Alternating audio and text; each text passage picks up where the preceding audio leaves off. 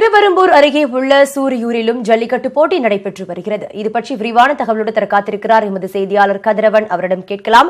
கதிரவன், தற்போது திருவெரும்பூரில் அருகே உள்ள சூரியலூரில் ஜல்லிக்கட்டு போட்டி தொடங்கி நடைபெற்று வருகிறது. எத்தனை காளைகள் இந்த ஜல்லிக்கட்டில் பங்கேற்று உள்ளன?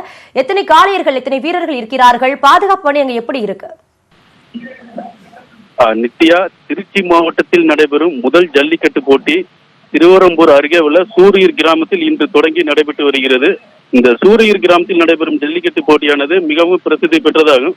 இந்த ஜல்லிக்கட்டு போட்டியில 500 காளைகளுக்கு டோக்கன் வழங்கப்பட்டு இந்த காளைகள் தற்போது பங்கேற்று வருகின்றன.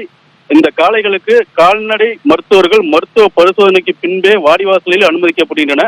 அதே போல ஜல்லிக்கட்டு காளைகளை அடக்கும் மாடுபிடி வீரர்கள் 450 வீரர்கள் மருத்துவ பரிசோதனைக்கு பின்பே வாடிவாசலில் 6 பிரிவுகளாக வீரர்கள் களமிறங்கி தற்போது காளைகளை அடக்கி வருகின்றனர்.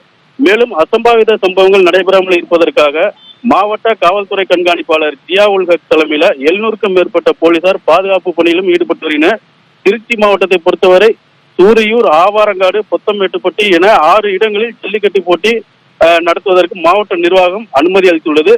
மேலும் வாடிவாசல் பகுதியில் காவல்துறை, வருவாய்த்துறை அலுவலர்கள் மற்றும் விழா கமிட்டி சார்பாக இருபுறமும் இரும்பு தடுப்புகளை கொண்டு அசம்பாவித சம்பவங்கள் நடைபெறாத வண்ணம் தடுப்புகள் கொண்டு அமைக்கப்பட்டுள்ளன. இந்த ஜல்லிக்கட்டு போட்டியை காலை 8 மணி அளவில் MP குமார் அவர் தொடங்கி வைத்தார்.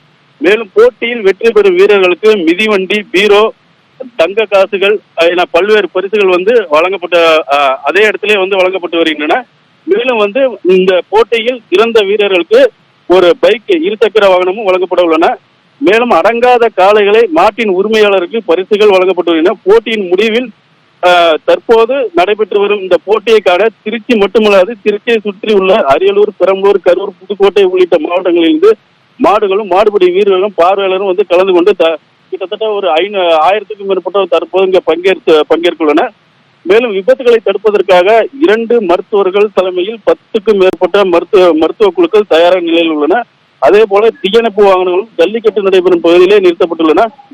இந்த ஜல்லிக்கட்டு போட்டியானது நீதிமன்ற அறிவுறுத்தல்படி இந்த ஜல்லிக்கட்டு போட்டி நடைபெற்று வருகிறது. இந்த ஜல்லிக்கட்டு போட்டியில் காலை 8 மணிக்கு தொடங்கி 3 மணி வரை நடைபெறும் என மாவட்ட ஆட்சியர் அறிவுறுத்தியுள்ளார். தற்போது ஜல்லிக்கட்டு காளைகளை மாடுபிடியர்கள் தனது வீரத்தை காட்டி வருகின்றனர். இந்த காட்சிகள் தற்போது நாம் பார்த்து கொண்டிருக்கிறோம். மேலும் ஜல்லிக்கட்டு போட்டி நடைபெறும் பகுதிகளை அதாவது ஜல்லிக்கட்டு நடைபெறும் இந்த போட்டி அந்த பேரிகாடு அந்த பகுதி முழுவதும் கண்காணிப்பு கேமராக்கள் கொண்டு கண்காணிக்கப்பட்டு வருகின்றன. தற்போது இந்த மேடையிலே மாநகர காவல்துறை ஆணையர் அமல்ராஜும் இந்த பகுதியில் வந்துள்ளார். மேலும் இந்த போட்டியில் பங்கேற்ற காளைகளை அடைக்க 6 வீரர்கள் காயமடைந்துள்ளனர். இதில் அதிகப்படியான ஒரு வீரர் காயமடைந்துள்ளார். அவர்களை மேல் சிகிச்சைக்காக ஆம்புலன்ஸ் மூலம் திருச்சி மருத்துவமனைக்கு கொண்டு சென்றுள்ளனர்.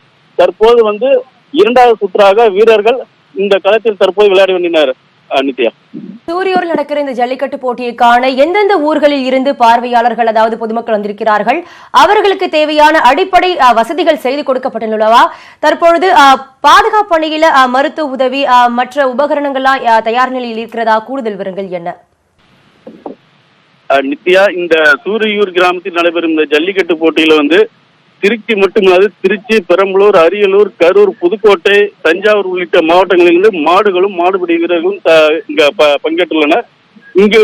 இங்கு வந்துள்ள பார்வையாளர்களுக்கும் மாடுபிடி வீரர்களுக்கும் தேவையான அடிப்படை வசதிகள், அதாவது ஆங்காங்கே குடிநீர் வசதிகள், குடிநீர் தொட்டிகளும், தற்காலிக குடிநீர் தொட்டிகளும், தற்காலிக